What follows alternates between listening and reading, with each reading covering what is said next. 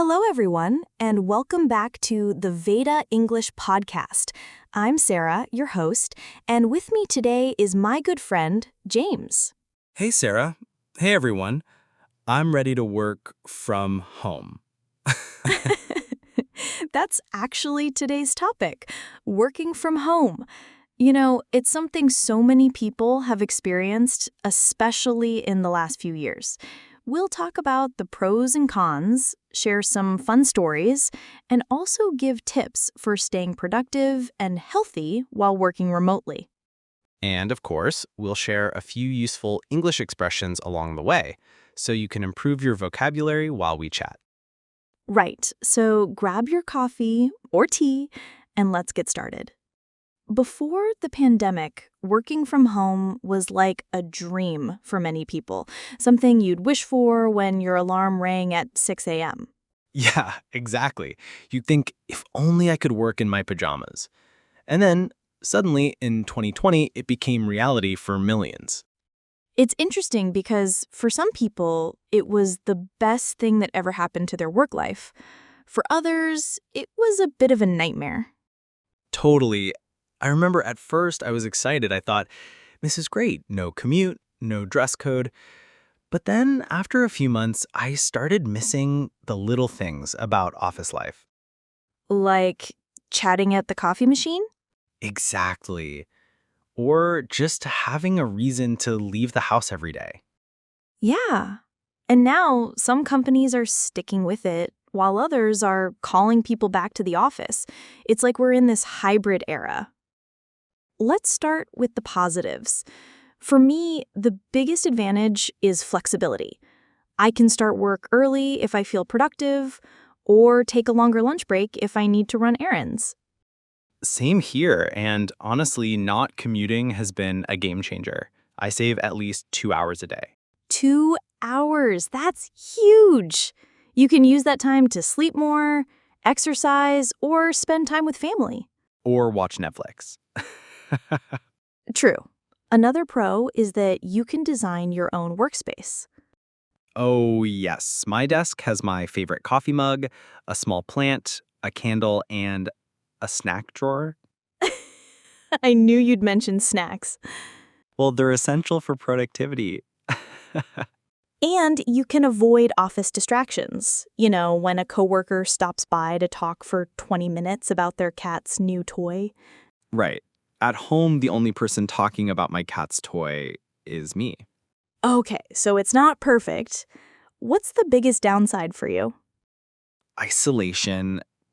I'm a social person, so not seeing people face to face makes me feel lonely sometimes. I agree. And also, when you work from home, your work and personal life can blend together. Oh, yes, that's a big one. I've had evenings where I kept checking my emails at 9 p.m. That's why drawing the line is so important. We'll talk about that in our expressions section. And of course, there are home distractions. My neighbor once decided to drill into the wall during my online presentation. I had something similar. I was teaching an online class and suddenly my dog started barking at the delivery guy. I had to mute myself for 5 minutes. Classic. Also, technology problems. If your internet goes down, you're basically out of work for the day. All right, let's give our listeners some useful English expressions related to working from home. These are great for intermediate learners who want to sound more natural. 1. Draw the line. This means to set a limit or boundary, especially to protect your personal time or space. Example, I try to draw the line between work and personal life by turning off my laptop at 6 p.m.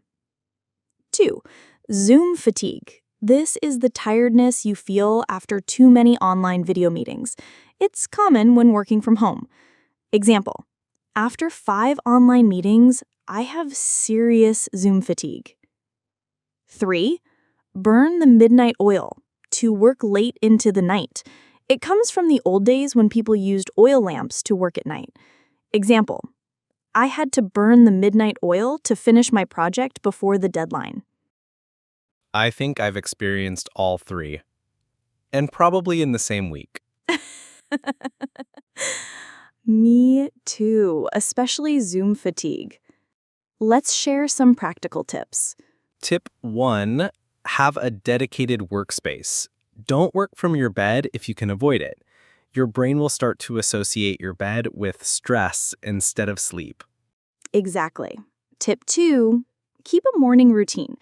Get dressed as if you're going to the office, even if you're not. Tip 3, take regular breaks. Stand up, stretch, maybe go for a short walk. And tip 4, communicate clearly with your team. When you're not in the same space, clear communication is even more important. I'd add one more. End your workday with a ritual. For me, it's closing my laptop and making a cup of tea. I think everyone who works from home has at least one funny story. Definitely. One time I was on a call and my toddler came into the room wearing a superhero costume. Everyone in the meeting was like, "Is that Batman?" That's adorable.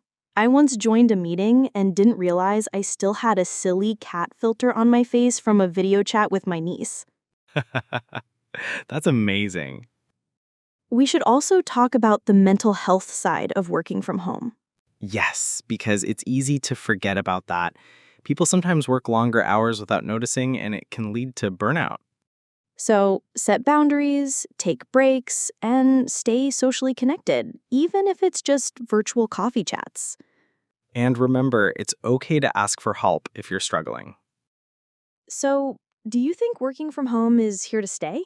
I think so, at least in a hybrid form. Some days in the office, some days at home. I agree. And for those who are working from home now, remember today's expressions: draw the line, Zoom fatigue, and burn the midnight oil. And don't burn the midnight oil too often. Sleep is important.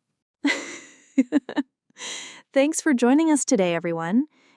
If you enjoyed this episode of the Veida English Podcast, please like, subscribe, and share it with your friends. See you next time. Bye.